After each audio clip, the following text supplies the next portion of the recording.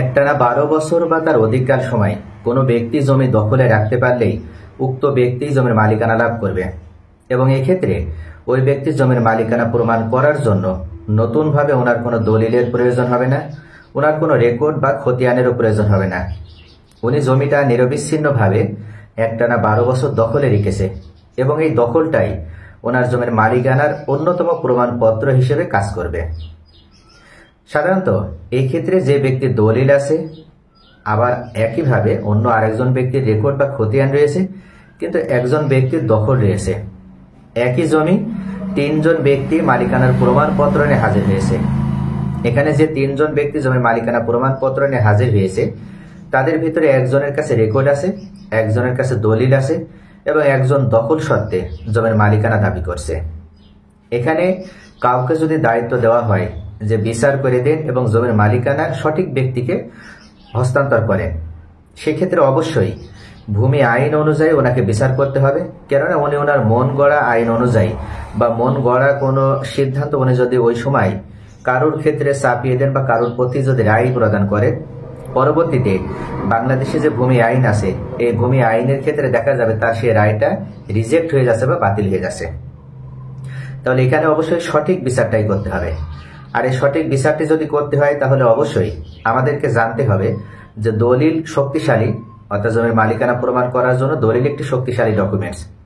আবার একইভাবে রেকর্ড বা খতিয়ানও একটি শক্তিশালী ডকুমেন্টস জমির মালিকানা প্রমাণ করার জন্য। কোনো ব্যক্তি যদি জমির মালিক এবং তিনি পরবর্তীতে উত্তরাধিকার সূত্রে এই জমির মালিকানা পেয়েছে, এটাও যদি তাকে প্রমাণ করতে হয় তাহলে অবশ্যই তাকে রেকর্ড বা দলিল থাকা লাগবে। নতুবা তার পূর্বপুরুষের দলিল বা রেকর্ড ছিল, এটাও তাকে প্রমাণ করতে হবে। কিন্তু দখল সত্ত্বে জমির মালিকানা লাভ করা যায় এবং জমির মালিকানা দলিল যার রয়েছে, রেকর্ড যার রয়েছে, তাদের সাথে কন্টেস্ট করার মাধ্যমে জমির মালিকানা লাভ করা যায়, এই বিষয়টি অনেকেই জানে না। অনেকেই জানে যে দখলে একটানা 12 বছর থাকতে পারলে জমির মালিক হওয়া যায়, কিন্তু কিভাবে দখলে একটানা 12 বছর থাকলেই জমির মালিকানা লাভ করা যায় এবং বাংলাদেশে যে ভূমি আইন রয়েছে, বাংলাদেশে যে ল্যান্ড ল রয়েছে, এই ল্যান্ড লতেও যে সেটা স্বীকৃত বা সেটা যে অ্যাকসেপ্টেবল, এই বিষয়টি, এই প্রসেসটা সম্পর্কে তার কোনো ধারণা নেই। যদি কোনো ব্যক্তি একটানা 12 বছর জমিটা দখলে রাখতে পারে তাহলে তার পক্ষে এমন একটি শক্তি তৈরি হবে এবং এই জমিটার প্রতি তার এমন একটা বৈধতা তৈরি হবে যে বৈধতার সূত্র ধরে উনি দলিলওয়ালা ব্যক্তিকেও রিজেক্ট করে দিতে পারবে বা বাতিল করে দিতে পারবে, আবার রেকর্ড বা খতিয়ানওয়ালা ব্যক্তিকে উনি রিজেক্ট বা বাতিল করে দিতে পারবে। এবং বাংলাদেশে এই বিষয়টি জাজ করার জন্য যে বিজ্ঞ আদালত রয়েছে, সেই বিজ্ঞ আদালতে যদি জমির মালিকানা প্রমাণ করার জন্য তিনজন ব্যক্তি মামলা দায়ের করে, অর্থাৎ যে ব্যক্তি দলিল রয়েছে তিনিও ওই জমির মালিকানা দাবি করছে, আবার যে ব্যক্তি রেকর্ড খতিয়ান রয়েছে তিনিও ওই ব্যক্তির জমি মালিকানা দাবি করছে, এবং যার দখলে রয়েছে তিনি দখল সত্ত্ব অনুযায়ী ওই জমির মালিকানা দাবি করছে।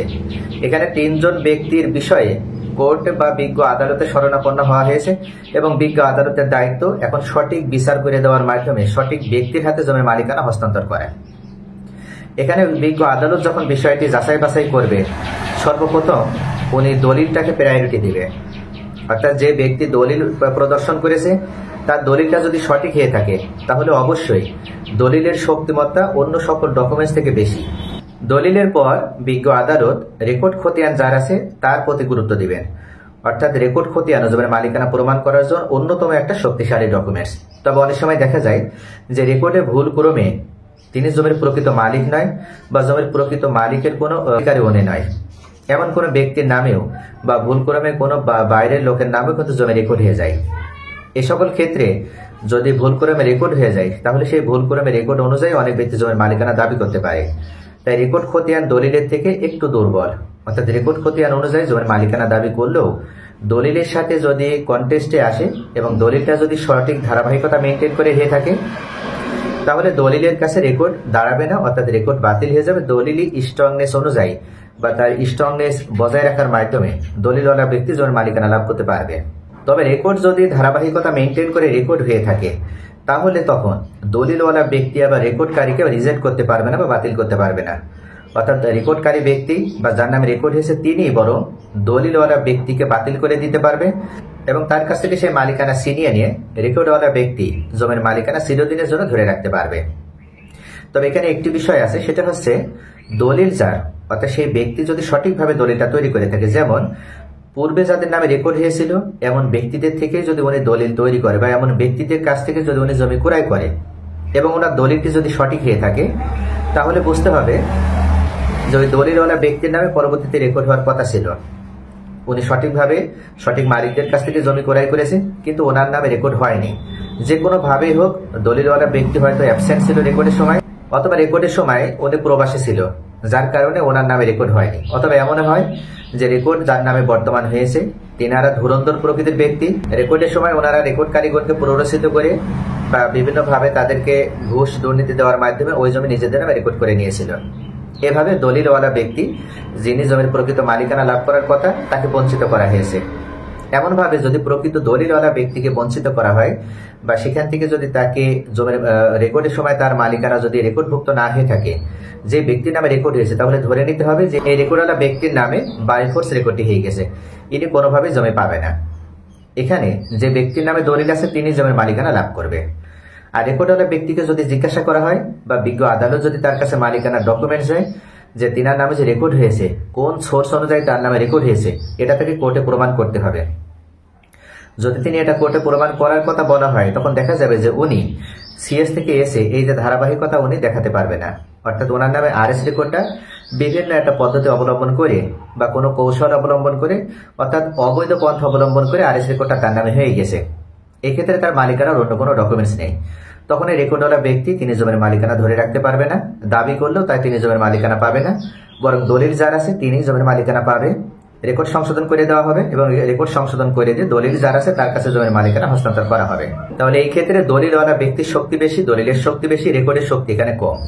তবে এখানে এমন যদি হয় যে ব্যক্তি দলিল সাবমিট করছে বা দলিল হাজির করার মাধ্যমে জমির মালিকানা দাবি করছে, উনি যার থেকে জমিটা ক্রয় করার মাধ্যমে দলিলটা তৈরি করেছিলেন, সেই ব্যক্তির নামে যদি রেকর্ড হয়ে থাকে, তাহলে সেই ব্যক্তি ভুলক্রমে রেকর্ডে নাম পেয়েছিল। এমন রেকর্ডে নামওয়ালা ব্যক্তি যার নামে ভুলক্রমে রেকর্ড হয়েছিল, সেই ব্যক্তির কাছ থেকে যদি কোনো ব্যক্তি জমি ক্রয় করার মাধ্যমে দলিল তৈরি করে, তাহলে উনি ওই দলিল অনুযায়ী জমির মালিকানা দাবি করলে জমি পাবেন না। একটি বিষয়, যে ব্যক্তির কাছ থেকে উনি জমিটা ক্রয় করেছিলেন, সেই ব্যক্তি যদি তিনার যতটুকু অংশ তার থেকে বেশি পরিমাণ জমি যদি বিক্রয় করে থাকে, তাহলেও বর্তমানে যে ব্যক্তি দলিল অনুযায়ী জমির মালিকানা দাবি করছে, তিনি ওই দলিল অনুযায়ী জমির মালিকানা পরিপূর্ণভাবে লাভ করতে পারবে না।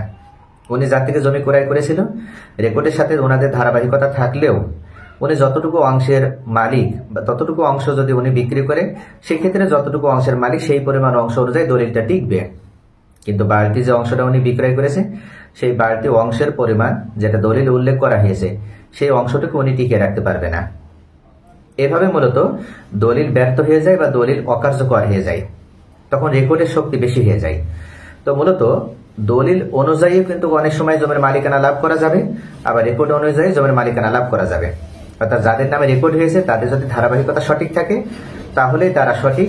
ব্যক্তি কোনোভাবে যদি একটা দলিল তৈরি করেও যদি মনে করে যে যেহেতু এখন দলিল যার জমি তার আইন চালু রয়েছে এবং এক্ষেত্রে আমি একটা দলিল দেখাতে পারলেই আমি জমির মালিকানা পাবো, ভূমি অপরাধ প্রতিরোধ প্রতিকার আইনটি পাশ হয়েছে, তো মূলত দলিল থাকলেই তাকে জমির মালিকানা দিতে হবে, এই নীতিমালাটাকে সামনে রেখে এই দলিল যার জমি তার আইনটি পাশ হয়েছে, এটা মনে করে যদি কোনো ব্যক্তি কোন একটা দলিল উপস্থাপন করার মাধ্যমে মনে করে যে যার নামে রেকর্ড এসে তাকে বাতিল করে দিয়ে উনি এই জমির মালিকানা লাভ করবে, তাহলে কিন্তু উনি এই দলিল নিয়ে আসলেও উনি ওই জমির মালিকানা পাবে না।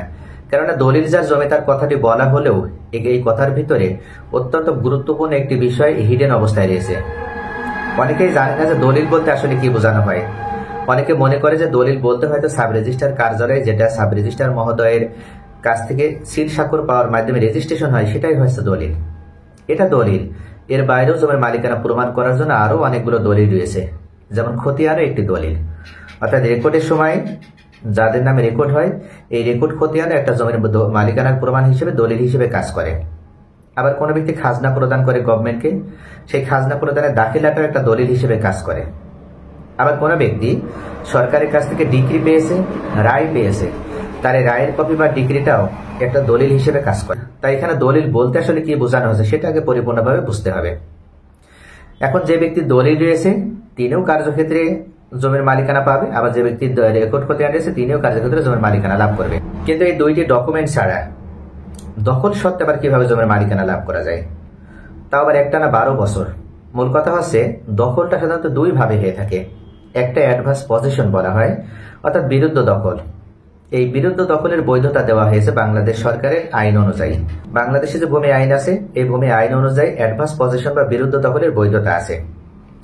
যদি কোনো ব্যক্তি একটানা 12 বছর বা তার অধিককাল সময় কোনো ব্যক্তি মালিকানাধীন জমি, এখানে কোনো সরকারি জমি বা সরকারি কোনো প্রতিষ্ঠানের জমি হবে না, ব্যক্তি মালিকানাধীন জমি যদি একটানা 12 বছর দখলে রাখতে পারে এবং তার এই দখলটার ভিতরে কোনো ধরনের জোর জবরদস্তি নেই, কোনো ধরনের প্রতারণা নেই, কোনো ধরনের ক্ষমতার অপব্যবহার নেই, কোনো ধরনের শক্তি প্রয়োগ করা ছাড়াই এবং ঝামেলা দ্বন্দ্ব সংঘাত ছাড়াই উনি ওই জমিটা একটানা 12 বছর দখলে রেখেছে এবং এখানে কোনো ধরনের মামলার মুখোমুখি ওনাকে হতে হয়নি বা জমিটা থেকে চলে যেতে হবে এই মর্মে কোনো ব্যক্তি বা জমির প্রকৃত মালিক যারা তারা বা তাদের কোনো ধরনের কোনো ওয়ারিশ বা উত্তরাধিকার তারাও কোনো পদক্ষেপ বা কোনো ধরনের স্টেপ গ্রহণ করেনি।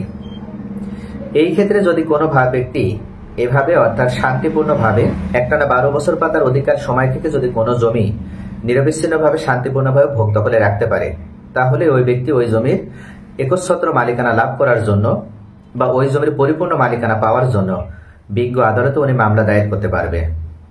উনি মামলা দায়ের করবে এবং বিজ্ঞ আদালত বিষয়টি যাচাই বাছাই করে দেখার মাধ্যমে যদি দেখে যে উনি একটানা 12 বছর বা তার অধিককাল সময়, অধিককাল বলতে সেটা 12-র বেশি, উনি নিরবিচ্ছিন্নভাবে শান্তিপূর্ণভাবে জমিটা দখলে রেখেছে, জমিটার প্রকৃত মালিক যারা তাদের পক্ষ থেকে উনি যে জমিটা দখলে রেখেছে ওনাকে জমি থেকে বিতাড়নের জন্য কোনো ধরনের কোনো পদক্ষেপ নেওয়া হয়নি, কোনো মামলাও দায়ের করা হয়নি, বা ওনাকে জমির দখল ফিরিয়ে দেওয়ার জন্য এলাকায় কোনো ধরনের কোনো সালিশ বৈঠকের আয়োজন করা হয়নি, চেয়ারম্যানের মাধ্যমেও না, ইউনিয়ন পরিষদ থেকেও না, অর্থাৎ আপনার থানা পর্যায়ে না, প্রশাসনিকভাবে কোনো পদক্ষেপ উনি গ্রহণ করেননি। অর্থাৎ জমির প্রকৃত মালিক যিনি, তিনি জেনে বুঝেই জমিটা ওনাকে দখল করতে দিয়েছে এবং উনি নিজেও হয়তো এটাই চাই যে এই জমিটার প্রতি ওনাদের কোনো ধরনের কোনো আগ্রহ নেই এবং জমিটা যে ব্যক্তি দখলে করছে সেই ব্যক্তি চিরদিনের জন্য জমিটা ভোগ দখল করুক, এমন কোনো আপত্তি ওনাদের পক্ষ থেকে করা হয়নি বা ওনাদের ভিতরে এ ধরনের কোনো আপত্তি নাই। তো যে ব্যক্তি এভাবে 12 বছর বা তার অধিকার সময় দখলে রেখেছে, এখন উনি চাচ্ছে যে এই জমিটা নিজের করে নিতে, যেহেতু জমিটা এক প্রকার পতিত জমি এবং জমিটার অনার থাকলেও তারা জমিটার খাজনা পরিশোধ করে না, গভর্নমেন্টকে কোনো ধরনের কোনো খাজনা দেয় না এই জমিটার উপর থেকে যে খাজনা নির্ধারিত হয়।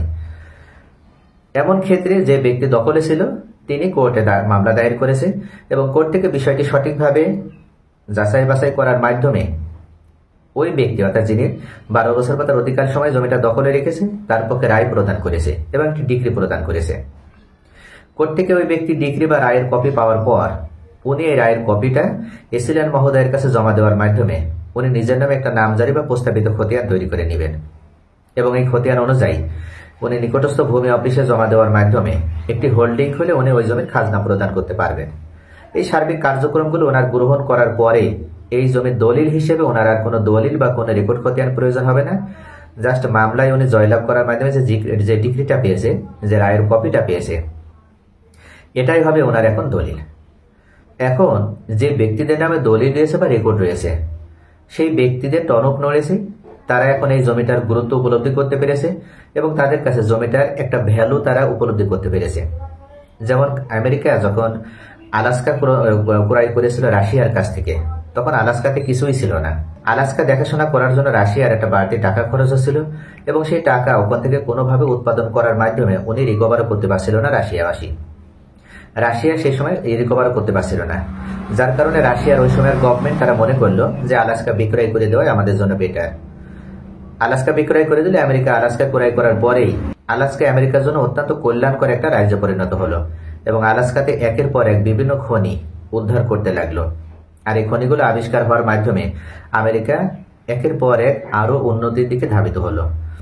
তো মূল কথা হচ্ছে এই যে রাজ্যটি রাশিয়ার কাছে গুরুত্বপূর্ণ ছিল না সেই রাজ্যটি আমেরিকার কাছে আবার গুরুত্বপূর্ণ হয়ে উঠল।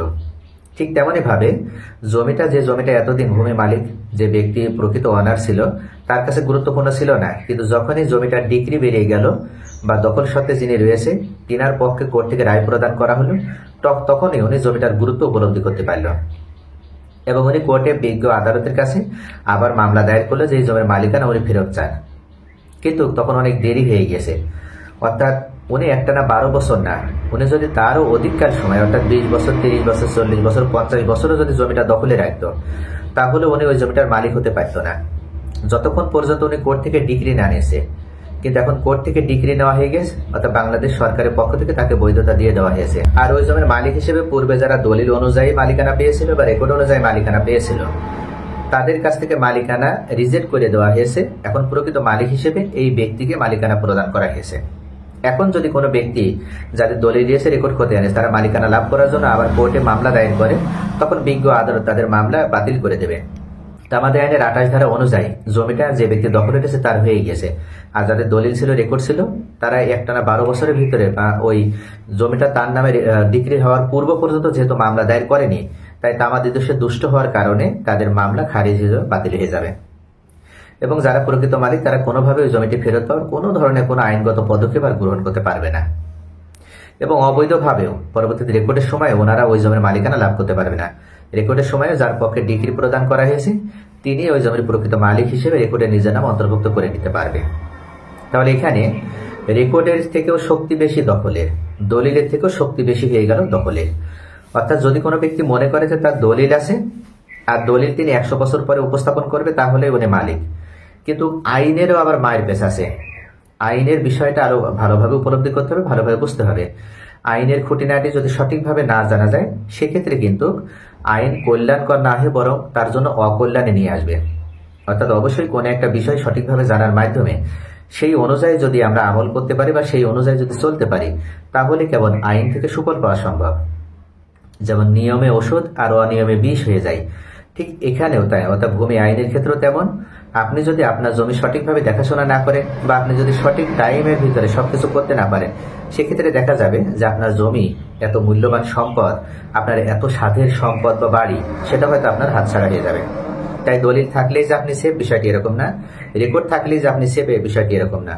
আবার যে ব্যক্তি দখল অনুযায়ী জমির মালিকানা দাবি করছে, তিনিও যে দিনের মালিক হতে পারবে দখল করলে তা নয়। অবশ্যই কোর্ট থেকে ওনাকে ডিগ্রি নিতে হবে। আর কোর্ট থেকে যখন ডিগ্রি দেওয়া হবে তখন অবশ্যই বিষয়টি যাচাই বাছাই করেই দেওয়া হয়।